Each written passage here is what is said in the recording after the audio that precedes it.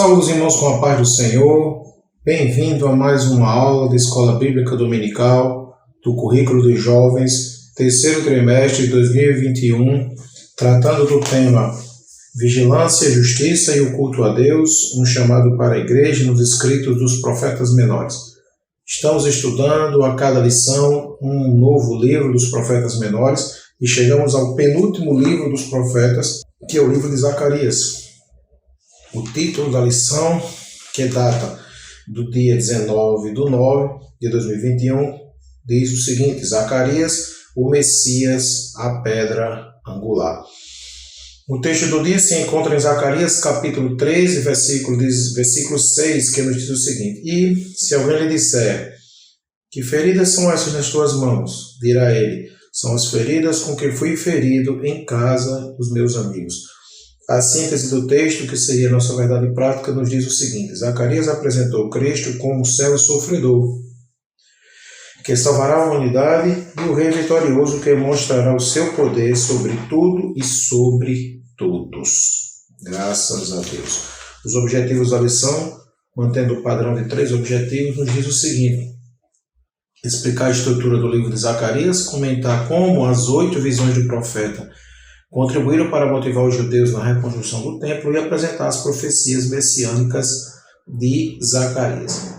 O texto bíblico está em Zacarias, capítulo 13, versículos 8 e 9. Faça a leitura com os seus alunos para eles contextualizarem o assunto que deverão estudar nesta lição. Essa parte introdutória da lição, que nós poderemos destacar, principalmente nos objetivos, é que a lição não vai tratar das 8 visões especificamente. Mas nesse estudo aqui eu buscarei trazer para os irmãos de forma resumida o que cada uma das 8 visões é apresentado no livro de Zacarias e traz como aprendizado para nós. Assim, caso você seja perguntado, você pode passar para os seus alunos o que cada uma daquelas visões representava naquele contexto histórico e também para nós nos dias de hoje. Ainda sobre a introdução da lição, é importante dizer que Zacarias foi um dos tais que voltou para Jerusalém com aquele primeiro grupo de pessoas que foram liberadas pelo rei Ciro para retornar à sua terra prometida.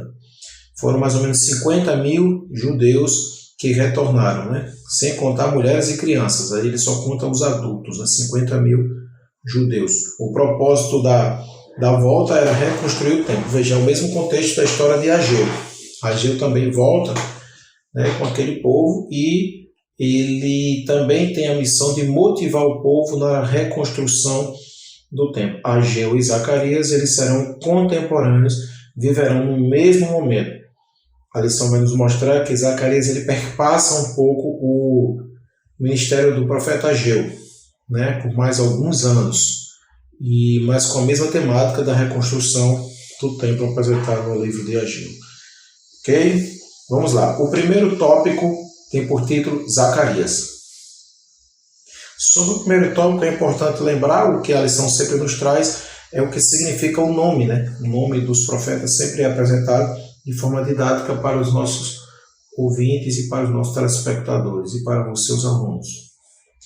O nome significa o Senhor lembra, Ele lembra que nasceu em terra estrangeira quando os judeus estavam exilados na Babilônia. Zacarias ele nasce na Babilônia. O que é importante também a gente trazer sobre Zacarias, sobre o profeta Zacarias, é que ele pertencia a uma linhagem sacerdotal. Portanto, ele era membro da tribo de Levi. Ele era, além de profeta, profeta menor, ele também é sacerdote. Uma coisa também importante para você trazer para os seus alunos é que o livro de Zacarias é o maior livro dos profetas menores. Apesar de ele ser envolvido dentro dos profetas menores, o livro é composto de 14 capítulos. 14 capítulos.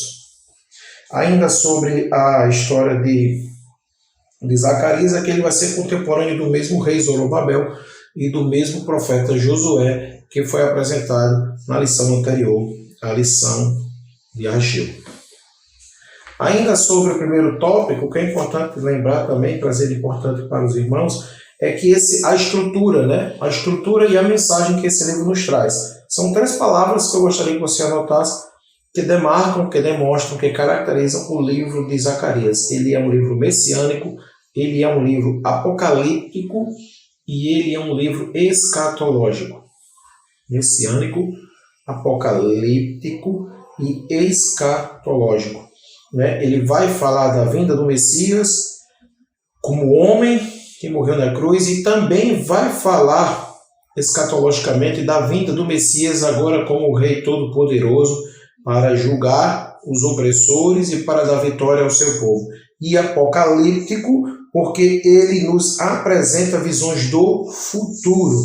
Né? Apocalipse tem essa mensagem de visões do futuro.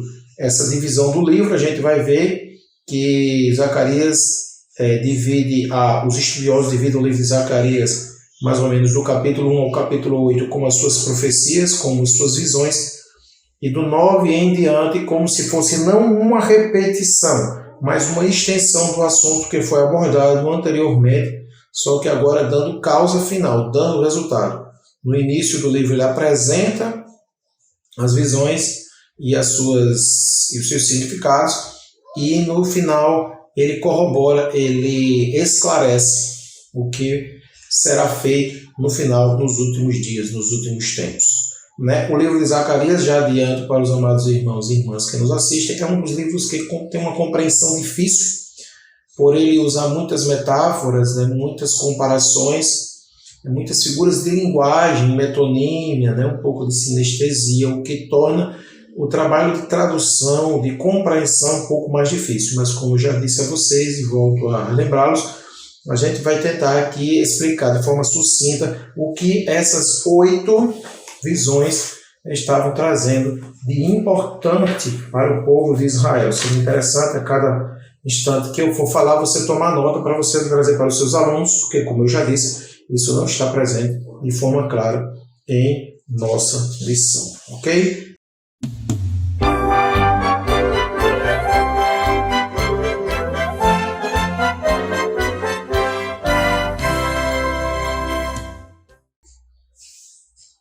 Entrando agora no segundo tópico da lição, que tem por título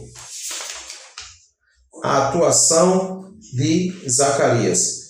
Nós entramos nas visões. Né? Do primeiro tópico, a gente apenas apresentou o nome do profeta e como o livro é estruturado, a quantidade de capítulos, um livro messiânico, profético e apocalíptico. Né? E agora a gente vai trazer a atuação de Zacarias, né? E é quando a gente entra nas 8 visões. Na sua lição, no subtópico 2, ele vai falar que o capítulo de 1 a 6 apresenta 8 visões que contribuíram para encorajar os judeus que trabalhavam na reconstrução do templo. A primeira visão foi dada quando a obra já estava em andamento há 5 meses, está em Zacarias capítulo 1, versículo 7. As outras 7 não há registro de suas datas, mas provavelmente uma seguia a outra, em rápida sucessão, sendo imediatamente registradas, por isto não se faz necessário datações seguintes. A gente vai observar a partir de agora que essas visões elas tinham um cunho de exortação, de consolo, de ânimo, né, para que o povo não desistisse e confiasse no Senhor, que Ele cuidaria para que tudo fosse cumprido no tempo determinado. Vamos lá, vamos começar esse estudo em cima das visões, desculpe, para que você possa fazer um entendimento do que o livro de Zacarias nos apresenta. Mas, irmão Adriel, por que o estudo das visões se na lição não está claro essas visões? Bom, estamos estudando os livros um a um, de forma aprofundada e mostrando a importância de cada passagem, contexto histórico, mensagem, momento, né, que o povo de Israel espiritual e social estava passando. E o livro de Zacarias ele é um pouco maior, mas ele pode ser também resumido sintaticamente para que os irmãos possam compreender. No capítulo 1 de Zacarias, a partir do versículo 7, a gente vai ver a primeira visão, que são a visão dos cavalos. Né? Primeira visão, vai aparecer aqui para vocês, dos cavalos. Ele vai do versículo 7 ao versículo 17. A primeira visão vai do versículo 7 ao versículo 17. O que significava aquela visão? Você pode fazer a leitura de forma rápida e explicar o seguinte. Os cavalos que passeavam entre as murteiras, né? Lá no texto fala murteiras, o que seriam murteiras? Seriam árvores. eles estavam para executar o juízo sobre Jerusalém, que acenderam a ira divina, e longe demais um trato para com o povo de Deus. Resumindo, a primeira visão dos cavalos, que mostra cavalos, né, pessoas num cavalo vermelho patrulhando a terra, né?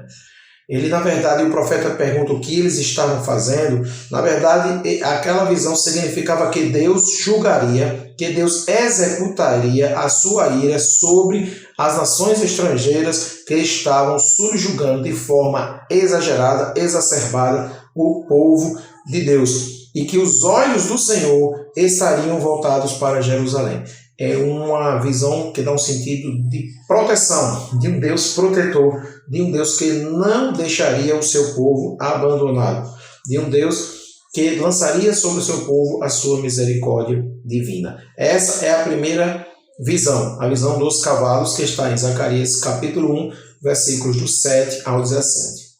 Execução da ira de Deus sobre as nações estrangeiras que estavam sobrejulgando, sobrepujando sua pesada mão sobre a nação de Israel.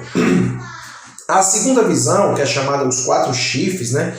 Os 4 chifres e os 4 ferreiros, você pode encontrar na sua Bíblia em Zacarias capítulo 1 ainda, a partir do versículo 18 ao versículo 21, está aí a segunda visão, os 4 chifres e os 4 ferreiros.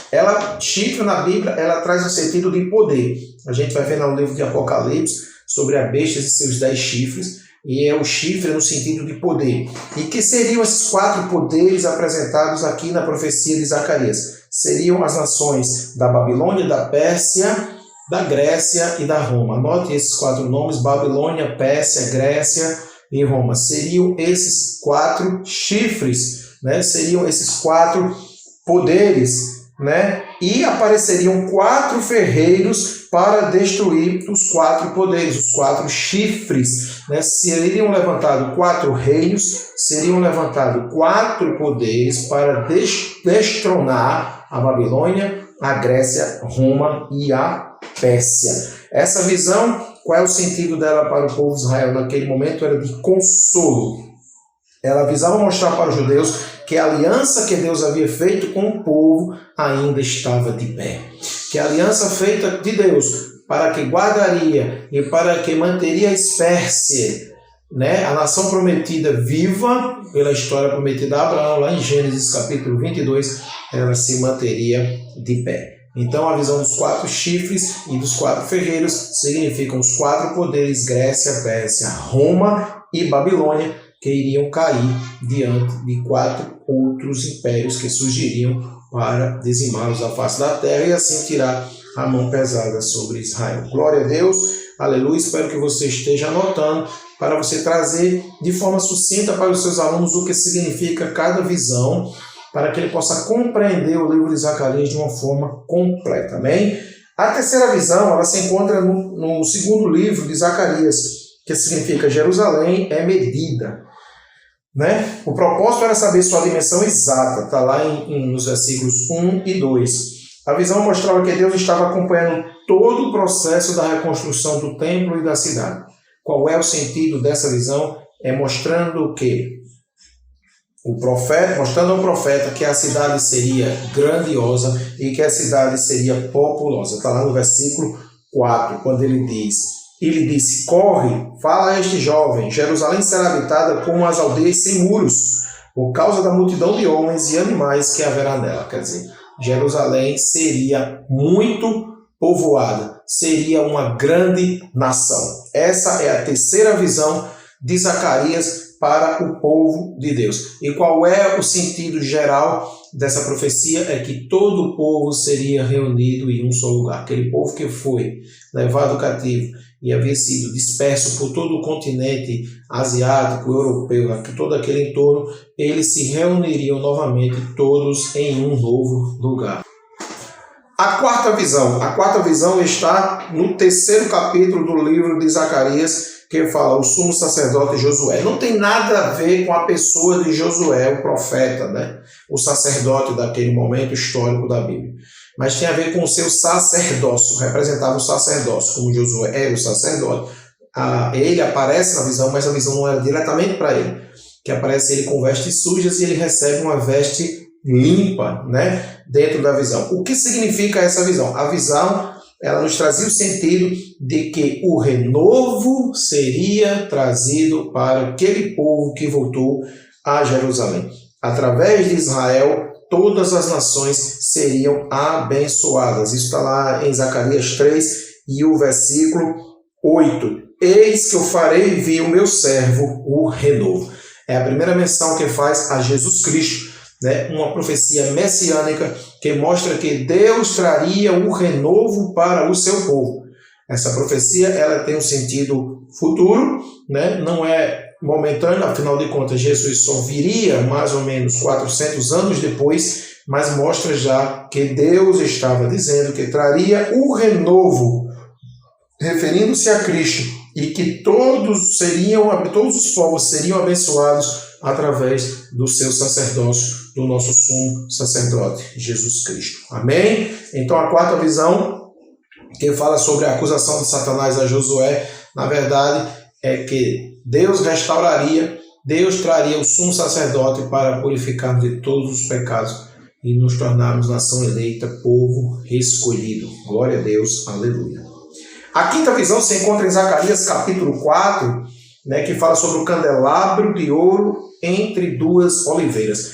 Aqui, na verdade, Deus estava assegurando que por meio da sua palavra o templo seria reconstruído e que não seria pela força dos homens, mas pela operação do Espírito Santo do Senhor nos corações daqueles que estavam envolvidos na obra.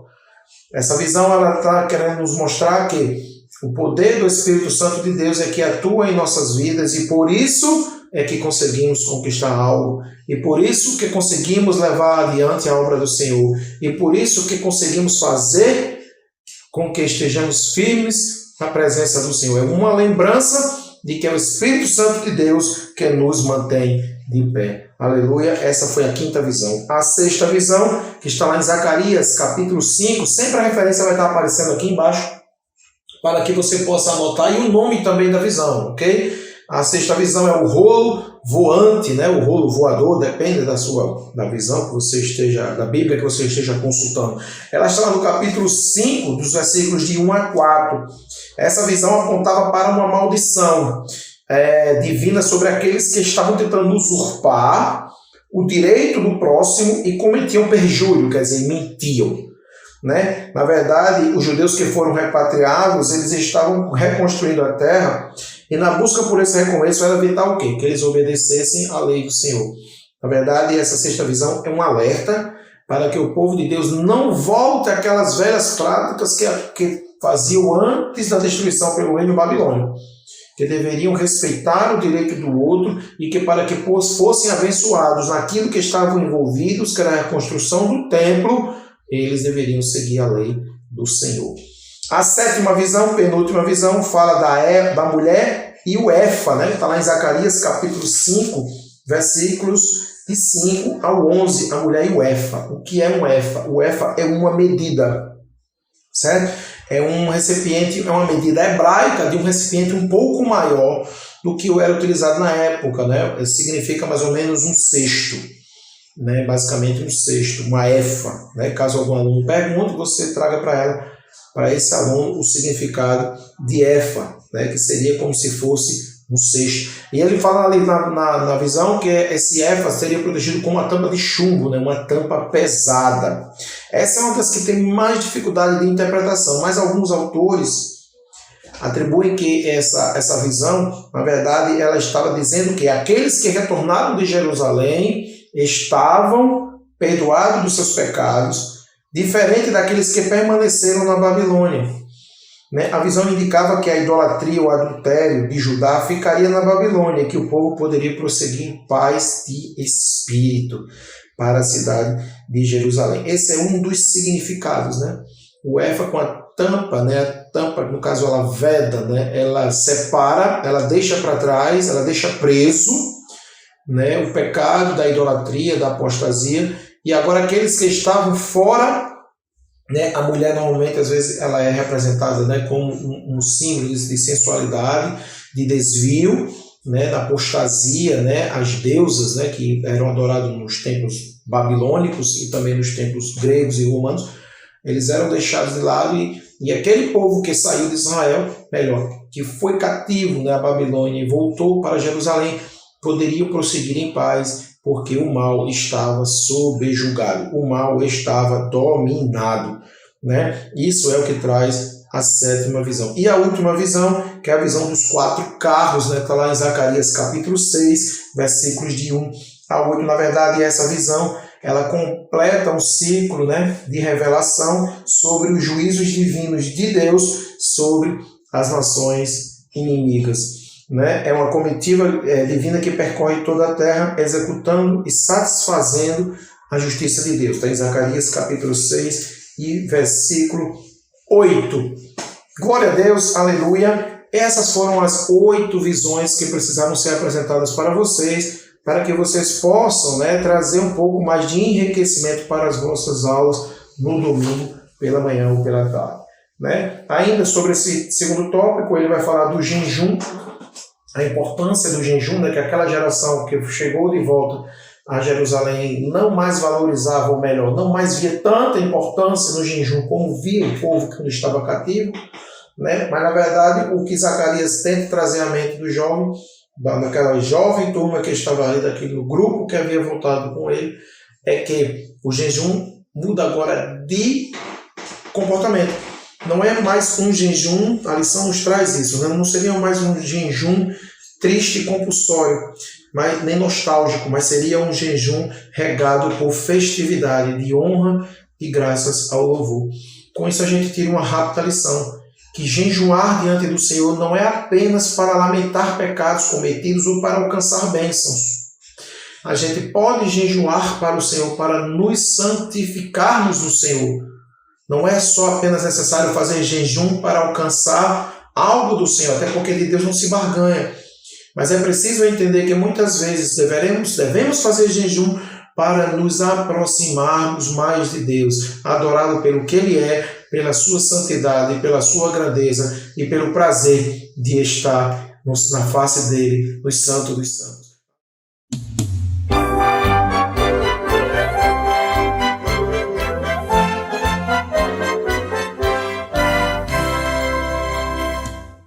E chegamos ao nosso terceiro e último tópico, que diz o seguinte, falando do Messias.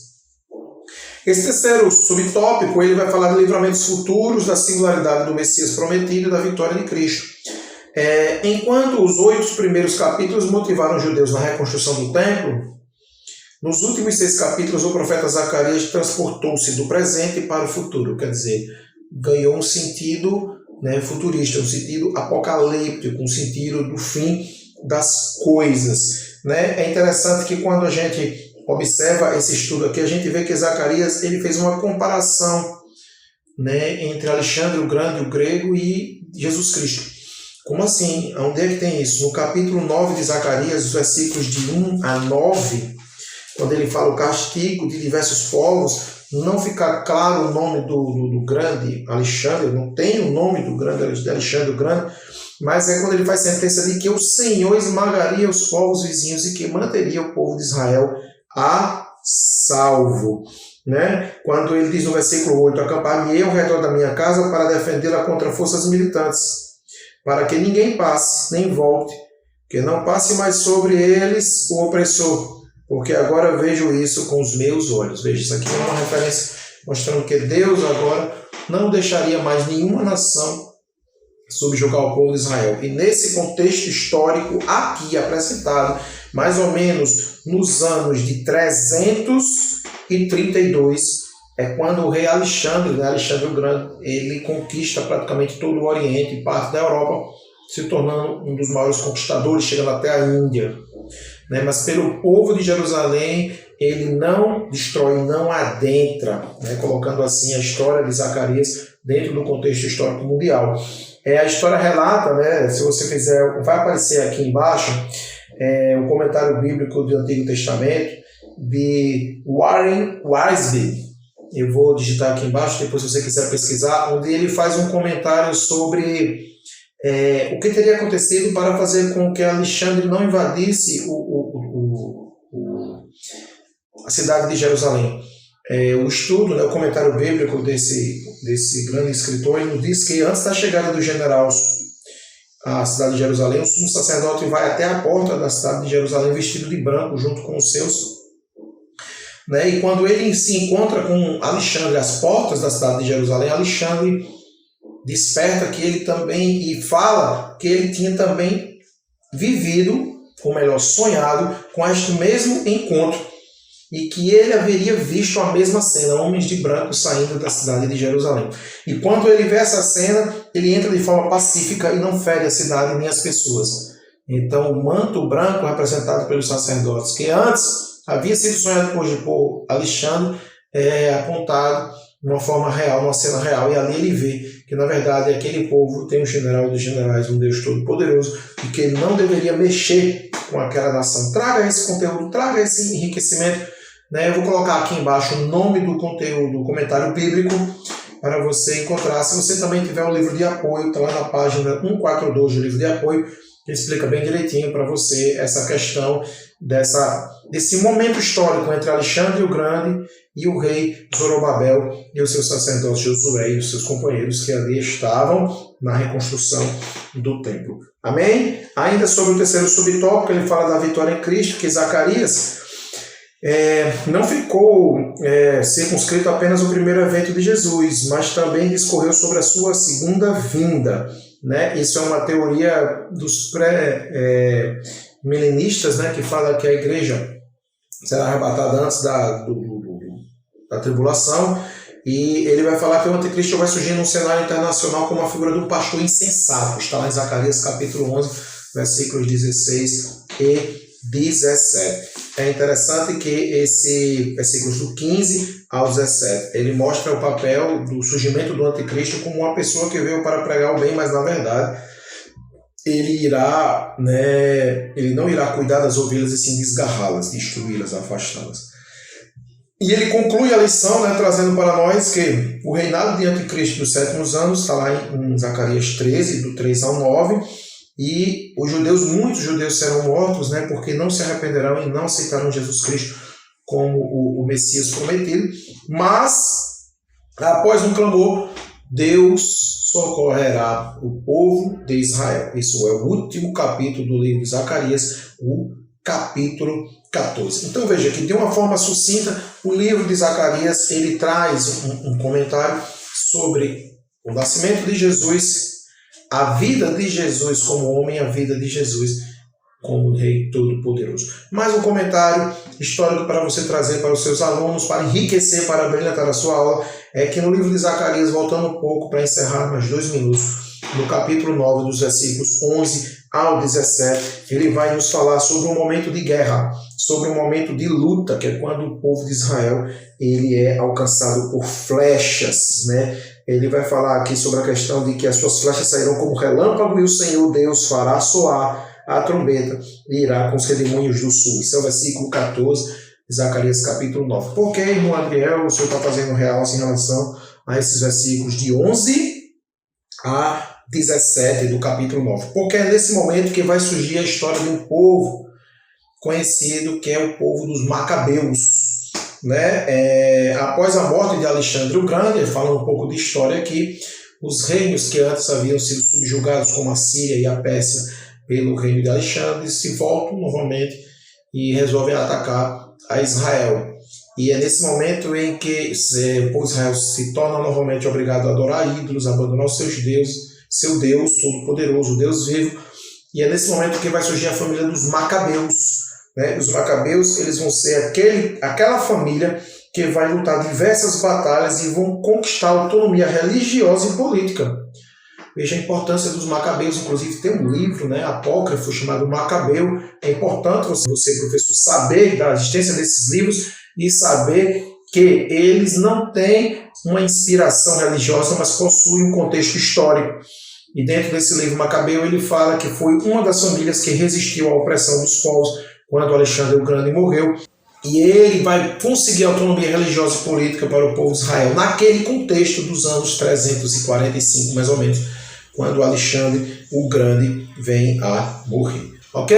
Isso foi apenas para vocês corroborarem e tornarem a aula um pouco mais enriquecida e também não só, como é que eu vou dizer, didaticamente espiritual, mas também histórica. É importante a gente entender o contexto histórico de cada livro para que a gente possa depreender e entender o que a palavra de Deus tem para nos trazer. Que Deus abençoe os irmãos, espero que tenham ajudado. E a lição, ela conclui nos dizendo o seguinte: quando reconhecemos que muitas das profecias de Zacarias já se cumpriram historicamente, tá vendo que eu falei da história? Então a lição nos traz esse contexto histórico, principalmente aquelas relacionadas ao período interbíblico, quer dizer, o período entre o primeiro advento de Cristo, né, até os dias de hoje. Tal constatação deve nos despertar para que possamos permanecer em vigilância, pois tudo que foi prometido se cumprirá em seus mínimos detalhes. Zacarias profetizou, profecias se cumpriram.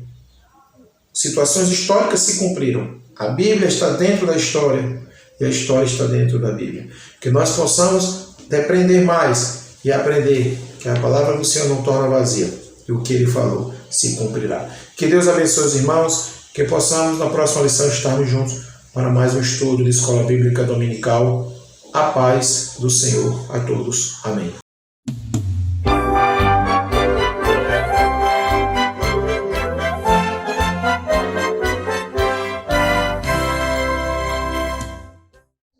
A paz do Senhor, professores. Estamos aqui mais uma semana para o nosso subsídio pedagógico. Nós estamos já ao final do trimestre, na nossa lição 12, e em breve estaremos iniciando um novo trimestre recheado de novidades e ótimos temas para se trabalhar com os jovens. Nesta semana, nós temos uma proposta diferenciada.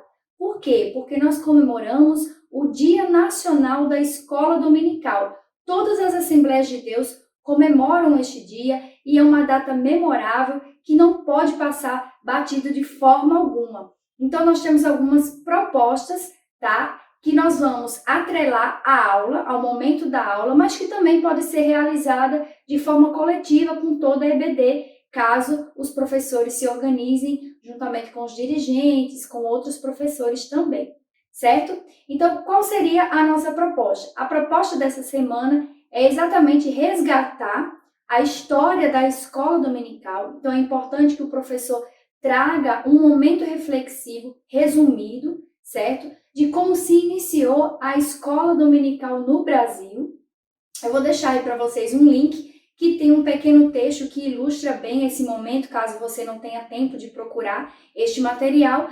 E você vai trazer este histórico para apresentar à mocidade, aos jovens, certo? E aí, posteriormente, né, falando da importância da EBD, da sua função ao longo desses anos todos, né, praticamente mais de século, certo? É importante também fazer uma avaliação atual, um momento reflexivo com os jovens, do que significa, do que a EBD representa para a vida de cada um.